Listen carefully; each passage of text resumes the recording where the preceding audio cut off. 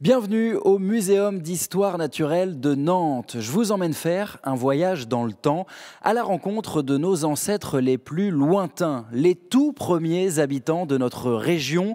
Retour à la préhistoire des Pays de la Loire. Sur les traces de Néandertal et de Sapiens, étaient-ils vraiment si différents de nous? Quel était leur mode de vie, leur environnement, le climat? Aussi pluvieux qu'aujourd'hui, plus froid, plus chaud?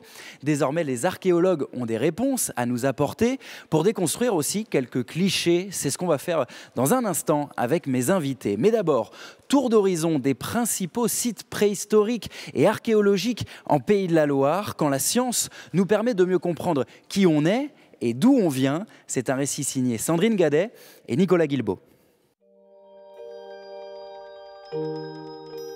C'était en 1967. Une bande de copains, spéléologues, découvrait des grottes dans les entrailles des falaises de la vallée de l'Erve en Mayenne.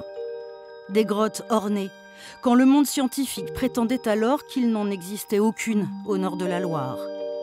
Dans ces cavités habitées il y a 15 ou 20 000 ans, des hommes, des femmes, ont gravé, dessiné plus de 200 animaux. Comme ce rhinocéros laineux. Ce site unique est arpenté chaque année par plus de 50 000 visiteurs qui viennent confronter leurs préjugés à la réalité des recherches menées dans les grottes de Sauge.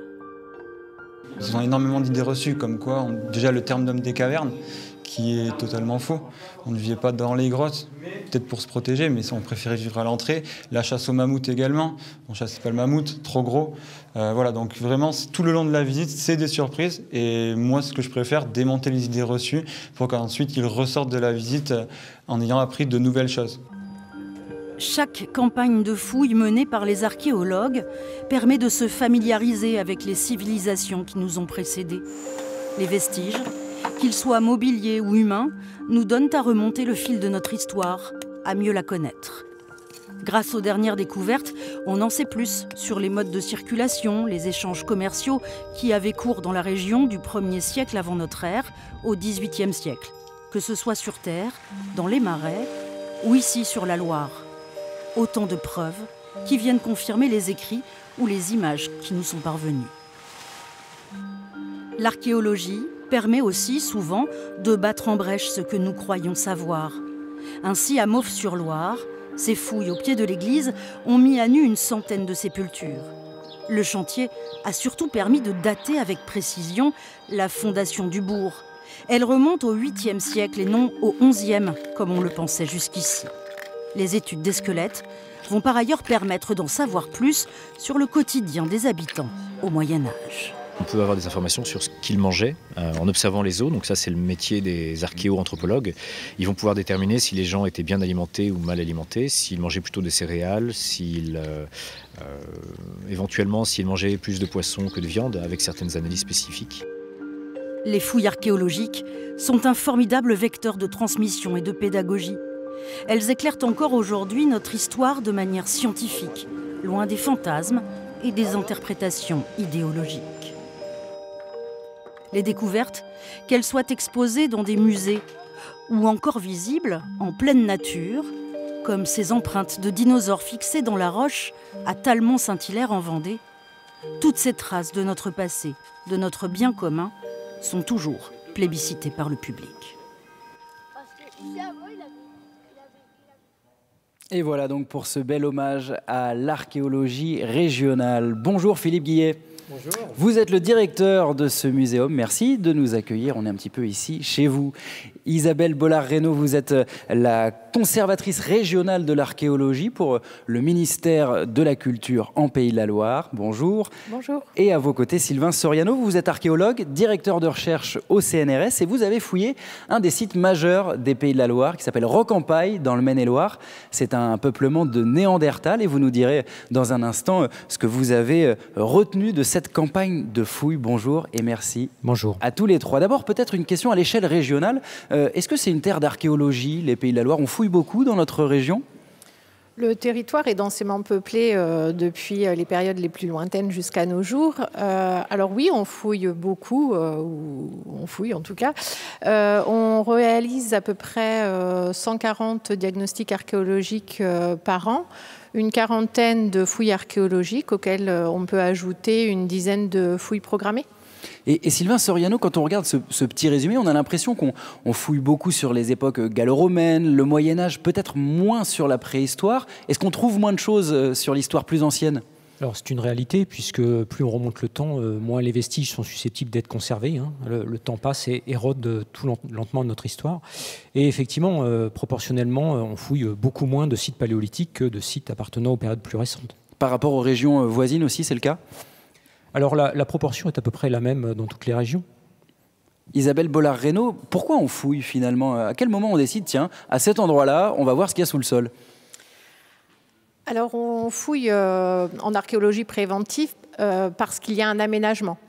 Et cet aménagement risque de menacer des vestiges enfouis sous terre. C'est le principe de l'archéologie préventive, mais aussi on peut avoir un projet de recherche donc sur une thématique, une période ou un site défini, particulier. Et là, on est dans de l'archéologie programmée. Et donc pour l'archéologie préventive, est-ce que pour n'importe quels travaux dans le centre-ville de Nantes ou d'Angers ou ailleurs, il faut passer par une phase de fouille ? Non, pas forcément. Ça, c'est le travail du service régional de l'archéologie, d'analyser chaque dossier d'urbanisme pour savoir si les vestiges sont menacés par l'environnement. Alors, on va analyser des données, notamment des données liées à la carte archéologique, la surface du projet, sa situation, et seulement 10% des projets donnent lieu à un diagnostic archéologique. Et quand c'est le cas, après, on part pour plusieurs années de chantier. C'est quoi les grandes étapes ? Non, alors pas plusieurs années. C'est plus court ? C'est plus court, je vous rassure. Donc il y a une première étape, c'est le diagnostic archéologique, qui est une opération de repérage. Alors il s'agit de faire des tranchées sur 10% de la surface, donc ça prend quelques semaines. Et si des vestiges sont présents, datés, caractérisés, avec un bon état de conservation, effectivement, on peut passer à la seconde étape, qui est la fouille archéologique. Et là, cette fouille va être une opération beaucoup plus poussée. On va extraire les données pour comprendre le site et rendre cette connaissance au public. Alors là, l'équipe intervient sur un temps imparti de quelques mois. Et ensuite, le terrain est libéré pour laisser cours à l'aménagement. Et ensuite, les œuvres, en tout cas les vestiges, peuvent aller en laboratoire et continuer à être analysés. Après la phase terrain, on a la phase en laboratoire où tout ce qu'on a extrait du terrain est analysé par l'équipe d'archéologues au sein de leur base archéologique. Ensuite, les objets, après 2 ans d'études, sont remis à l'État et sont conservés dans les centres de conservation et d'études. Ou alors dans un muséum comme ici. J'imagine que, Philippe Guillet, vous avez des œuvres qui viennent de campagnes de fouilles archéologiques. Absolument, on a des quantité d'ailleurs, je crois, de vestiges de ces périodes-là qui sont conservés ou présentés au public. Tout dépend un petit peu du choix que l'on fait, à savoir est-ce qu'on raconte, quelle histoire on raconte et comment on la raconte. Et ça, c'est vous qui faites ce choix de savoir cette œuvre, elle m'intéresse, je vais l'exposer au muséum. On ne parle pas vraiment d'œuvres, on parle d'artefacts, on parle d'objets, on parle de choses de ce type-là. Mais oui, bien sûr, et en fonction de ce que l'on a à dire. Pour nous, tout ça, ça illustre une histoire. C'est quand même une histoire qui est assez extraordinaire. C'est l'histoire humaine depuis des dizaines de milliers d'années, surtout dans notre région, donc autour de nous. Donc l'intérêt est évident. Et la préhistoire, c'est une époque qui a une place importante ici au muséum Alors, de Nantes. La préhistoire n'a pas une place vraiment très importante. Peut-être qu'on a aussi une place à côté, dans le musée d'à côté, le musée d'Aubray, qui a aussi vient de rouvrir des collections, bien sûr, absolument. Non, il y a une place, mais suffisamment en tout cas pour qu'on raconte toute cette histoire. Et c'est une histoire fabuleuse. Et on verra que dans le futur muséum d'histoire naturelle de Nantes, il y aura aussi un nouveau parcours. On découvrira ça tout à l'heure avec vous. Mais je voudrais qu'on revienne sur cette époque de la préhistoire qui fascine un petit peu et qui est l'objet de beaucoup de fantasmes. On se rappelle tous de nos cours de l'école primaire. Je crois que c'est du programme de CE2. Je vais vous proposer d'ailleurs de repartir d'une frise chronologique parce que, je ne sais pas pour vous, chers téléspectateurs, mais moi, c'était important quand même de me replonger dans cette histoire-là. Qu'est-ce que la préhistoire ? On va voir ensemble les principales périodes. Sylvain Soriano, je parle sous votre contrôle. Ça commence à 1,2 million d'années avant notre ère, les premiers hommes en Pays de la Loire. C'est-à-dire que sous nos latitudes, en France, en Europe de l'Ouest, les plus anciens peuplements préhistoriques connus actuellement et documentés par les recherches archéologiques sont aussi anciens que 1,2 million d'années. Mais dès lors qu'on sort de l'Europe, les chiffres grossissent. Et ça, c'est donc le paléolithique. C'est à ce moment-là qu'on maîtrise le feu, les premiers outils, on en parlera. Ensuite, il y a une autre grande phase, c'est le néolithique, beaucoup plus proche de nous, celle-là. C'est ça, et beaucoup plus courte, puisque effectivement, le paléolithique s'interrompt au moment où on va changer de système économique. On va passer d'une économie de prédation, de cueillette, à une économie productrice. Voilà, effectivement, et on entre dans le néolithique, et c'est un autre rapport à la nature, un autre rapport de l'homme à son environnement qui démarre. Et à ce moment-là, il y a une transition qui va s'opérer entre l'homme de Néandertal et Sapiens, qui vont se succéder, peut-être cohabiter aussi à un moment donné. Alors la transition a eu lieu beaucoup plus tôt, au cours du paléolithique, c'est-à-dire à l'articulation entre le paléolithique moyen, la période propre à Néandertal. Donc on est à quelle année à peu près ? On est à peu près autour de 40-45 000 ans, au moment où on a ce basculement et cette interrogation du contact entre ces deux humanités qui étaient différentes biologiquement, même si les différences sont minces, et qui culturellement avaient des cultures matérielles assez opposées. Alors vous avez travaillé notamment sur le site de Rocampaille, dans le Maine-et-Loire. C'est Néandertal qui habitait là-bas, peut-on dire ? Alors, à Rocampaille, la plupart des couches archéologiques sont effectivement constituées de vestiges abandonnés par Néandertal. Et puis, l'histoire du site se clôture par une occupation assez éphémère attribuée à l'homme de Cro-Magnon, à Homo sapiens. Et c'est un site qui a été découvert finalement assez par hasard, on peut dire. Tout à fait. La découverte de Rocampaille est fortuite et elle s'inscrit en fait dans l'histoire industrielle de la région.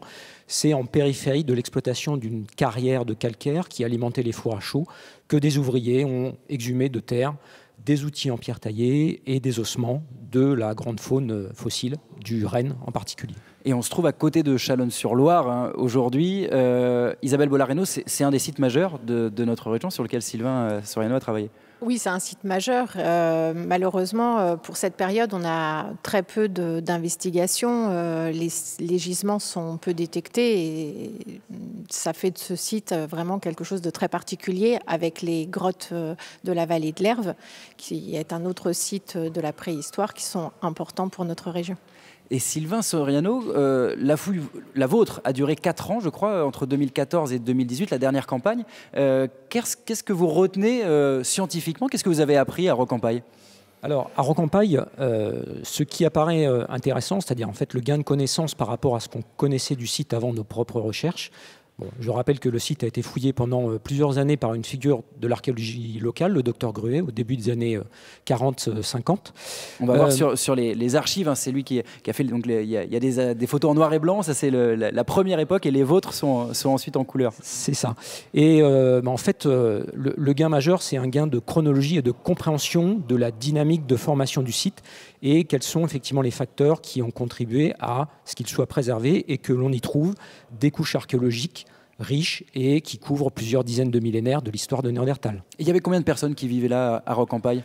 C'est difficile à estimer pour une première raison qui est toute simple, c'est que la partie que l'on a fouillée du site est finalement probablement assez infime. J'ai fait une petite estimation sur la base des découvertes faites par mon prédécesseur, le docteur Gruet, et on peut estimer à l'étendue du site à plusieurs centaines de mètres de long et un contenu à peu près d'1 million d'objets. Ah oui, c'est énorme. Un véritable gisement archéologique. On va faire un petit jeu ensemble parce qu'on se rend compte finalement qu'on manque de sources. Évidemment, il y avait peu d'images d'époque de la préhistoire pour nous servir aujourd'hui. Et donc, on a fait travailler des intelligences artificielles. Vous allez voir, on leur a demandé tout simplement à quoi pouvait ressembler la vie chez nous, en Pays de la Loire, à cette époque de la préhistoire et du paléolithique. C'est assez étonnant. L'intelligence artificielle est donc allée regarder sur Internet les infos, donc qu'elles soient vraies ou parfois fausses. Et on va les confronter avec vos connaissances. Regardez cet homme du Paléolithique, le premier habitant des Pays de la Loire, donc dans un habitat nomade, en tout cas qui n'est pas en dur. Sylvain Soriano, à quoi vous font penser ces images ? Est-ce que ça ressemblait à ça, la vie à Rocampaille ? Alors la vie à Rocampaille avait effectivement certaines similitudes avec les images qui passent sous nos yeux. à savoir des espaces ouverts, en particulier pendant les périodes les plus froides, les périodes glaciaires, hein, et puis un rapport à la faune qui était très proche, hein, puisque effectivement le Néandertal était avant tout un grand prédateur, hein, qui savait prélever sur l'environnement et sur la faune qui l'entourait le quotidien de sa subsistance. Grand par la taille aussi, parce qu'on voit quand même qu'ils sont impressionnants. Alors il y a un petit côté acteur hollywoodien dans la version de l'intelligence artificielle, mais ils sont extrêmement trapus, très grands. Est-ce que c'était la morphologie de l'époque ? Alors, les différences morphologiques entre Néandertal et nous, Homo sapiens, sont quand même assez affirmées. Alors, en termes de stature, sa stature était plutôt inférieure en moyenne à la nôtre. Hein. Plus petit que nous. Plus petit que nous, mais avec un cerveau, en tout cas un crâne plus gros, avec une forme différente, plus allongée d'avant en arrière, et puis une grosse différence au niveau de la face, pas de menton, ce qui fait une grosse différence dans l'aspect du visage, et des arcades sourcilières plus prononcées. La peau claire ou plus foncée ? Alors oui et non, c'est-à-dire qu'effectivement les premiers Néandertaliens qui sont arrivés en Europe venaient de contrées beaucoup plus au sud, donc ils avaient la peau foncée, et au fur et à mesure du temps, effectivement, les adaptations ont fait que sa peau s'est éclaircie pour pouvoir assimiler la vitamine D dans un contexte où les UVB sont plus rares. On continue le petit vrai ou faux. On a vu un couple. Est-ce que le Néandertal était monogame ? Est-ce qu'il vivait en couple ? Alors ça, c'est une question à laquelle il est impossible de répondre, en tout cas dans l'état actuel des connaissances. Mais en tout cas, on a des preuves effectivement de sites qui ont été fréquentés par des groupes qui comportaient des adultes et des enfants, en particulier quand on trouve des dents lactéales. Philippe Guillet, elle vous étonne ces images ? Ah oui, elle m'étonne beaucoup, parce que bon, au niveau de la faune, déjà, il y a un petit peu de mélange entre des faunes africaines, des faunes nordiques, c'est un petit peu surprenant. C'est-à-dire chez nous, ça ressemblait à quoi la faune ? La faune, ça va dépendre des périodes, parce que c'est des périodes qui ont connu des phases chaudes et des phases froides, des phases chaudes, même plus chaudes que l'actuelle.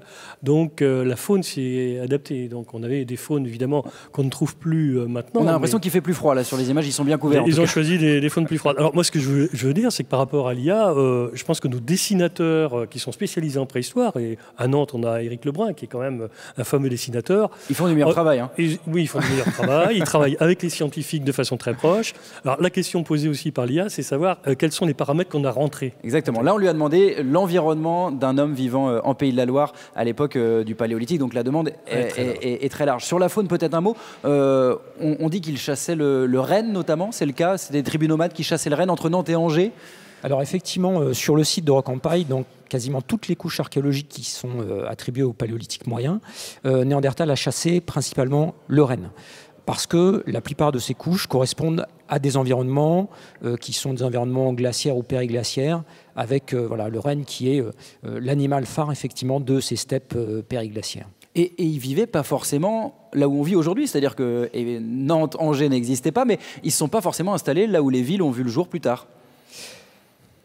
Non, effectivement, les liens, en tout cas en termes de pérennité du territoire et de la façon dont on le voit et on le parcourt, ont beaucoup changé. Par contre, dès lors qu'on va dans les périodes plus récentes, effectivement, antiques et médiévales, on a une structure pérenne, effectivement, des territoires qui s'installent. Isabelle Bollard-Reynaud, ces images, elles correspondent quand même peu ou prou à l'imaginaire collectif aussi. Il y a beaucoup de clichés à déconstruire. On est encore bercé de cet imaginaire un peu fantasmé de l'homme de Cro-Magnon, quoi, l'homme des cavernes.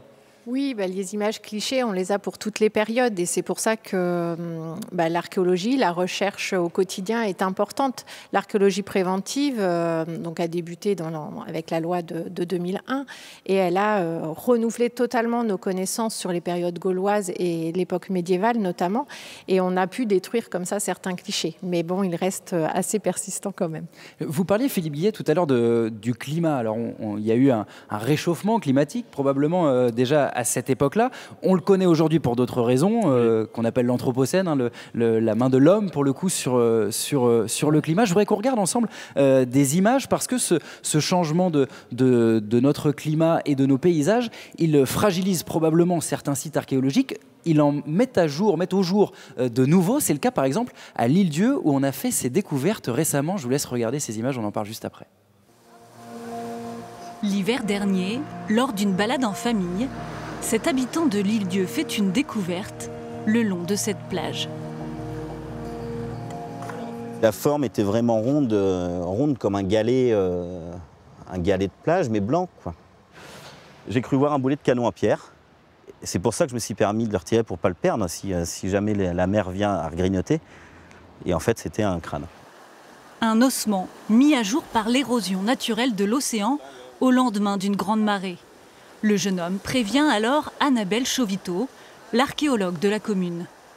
Quand j'ai trouvé ce crâne, je l'ai posé, j'ai envoyé une photo aussitôt à Annabelle, service patrimoine, et je me suis dit, il faut que tu viennes tout de suite, parce que là, je crois que oui, il y a une belle trouvaille de fait sur l'île. Ouais. Donc je suis arrivée, j'ai vu ça, je me suis dit, bah oui, là clairement, il y a une partie architecturée, on est sur sans doute un coffre funéraire. Alors après, de quelle époque, c'était impossible à dire sur le coup, mais on était contents, hein?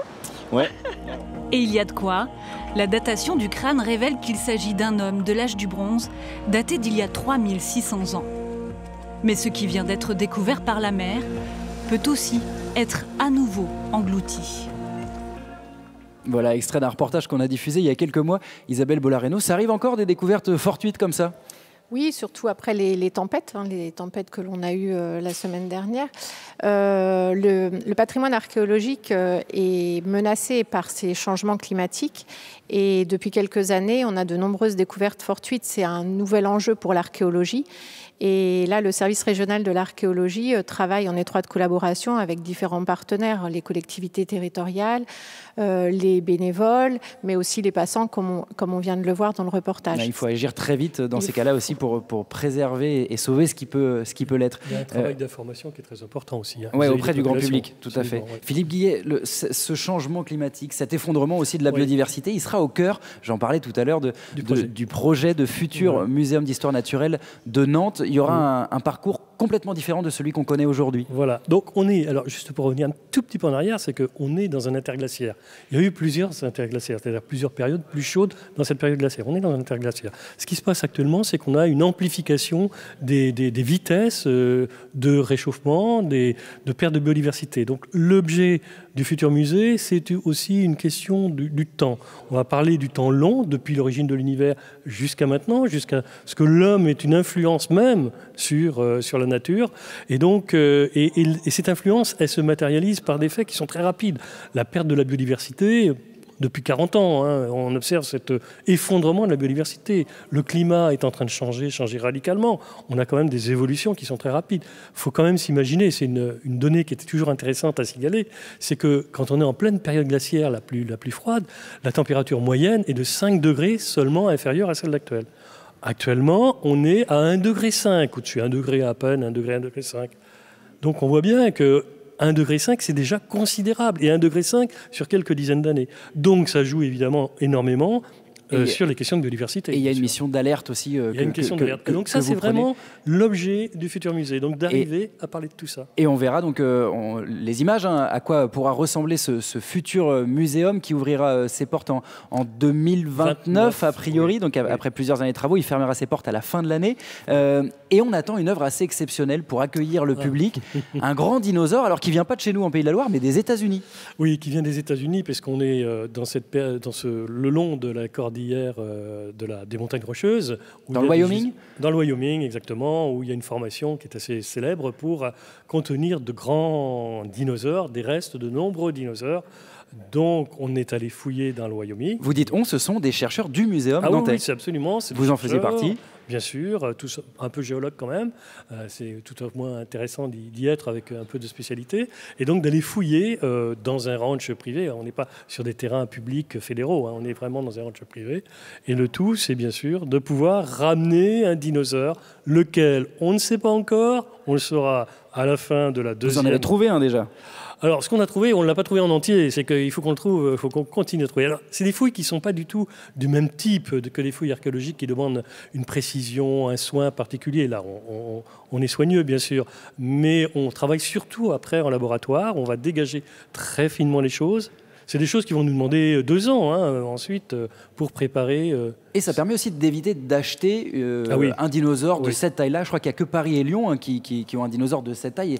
Et ce serait hors budget pour un Paris les ont, parce que Paris a ça depuis très très longtemps. Lyon l'a acquis il y a une vingtaine d'années pour un prix encore assez modique. Mais actuellement, le marché est tel que pour nous, c'est absolument impossible d'avoir un tel dinosaure. Et donc vous êtes allé sur place aux États-Unis pour ramener votre propre dinosaure. Voilà. C'est vraiment un projet fabuleux dont on espère du coup que le public pourra profiter en bien 2029. Rapidement, Sylvain Soriano, il n'y avait pas de dinosaures à Rocampagne, en tout cas vous n'avez pas trouvé vous. Et non, je vais vous décevoir, pas de dinosaures, mais effectivement une grande faune classique du Pléistocène avec rennes, cheval, bison, aurochs aux périodes plus chaudes, mais tout de même effectivement parfois du mammouth. Des mammouths qui étaient présents à l'époque. Rapidement, mais il y a des dinosaures qui ont été retrouvés en France, pas très loin de chez nous, en Nouvelle-Aquitaine par exemple, récemment encore. C'est jamais arrivé en Pays de la Loire, Isabelle Bollareno, a priori. Pas à ma connaissance. Il y a quand même, on les a vus tout à l'heure, les fouilles du Veillon à Talmont-Saint-Hilaire. Enfin, les traces de Talmont-Saint-Hilaire, qui sont quand même des traces extraordinaires, qui sont présentées ici au musée, qui seront encore aussi, bien sûr, et on a présenté le nouveau musée. Quelques beaux squelettes qui nous entourent. Alors, c'est pas un dinosaure qui est autour de non, moi. Pas du tout. C'est une baleine fossile, c'est un Basilosaurus. Un Basilosaurus. Le public, évidemment, il attend ces œuvres grandioses. Il y a une vraie appétence pour ces époques lointaines. Oui, parce que c'est un imaginaire qui se développe autour de ces animaux-là. Bon, peut-être qu'on aura la chance d'avoir un sauropode, un juvénile, on est un peu sur cette piste-là. Alors un sauropode, la traduction ? Un sauropode, c'est les dinosaures herbivores, c'est les diplodocus, toute cette faune-là, ces petits pieds, pour ceux qui se souviennent de petits pieds. Ça parle plus du dessin animé. Voilà. Donc c'est un petit pied qu'on espère ramener au musée. Donc on peut laisser comme ça après les enfants avec plein d'imagination autour de ces animaux-là. Et donc, début des travaux l'année prochaine, début 2026. Des gros travaux, parce qu'on a déjà travaillé sur la conception, mais les gros travaux, oui, débutent en 2026, c'est pour s'achever en 2029. Et ben, on sera là pour la réouverture et profiter de ce très beau lieu qu'est le Muséum d'Histoire Naturelle de Nantes. Merci infiniment à tous les trois de nous avoir éclairés sur cette période passionnante de la préhistoire. J'espère que cette émission vous aura plu. Vous pouvez la retrouver évidemment quand vous voulez en replay sur la plateforme France.tv.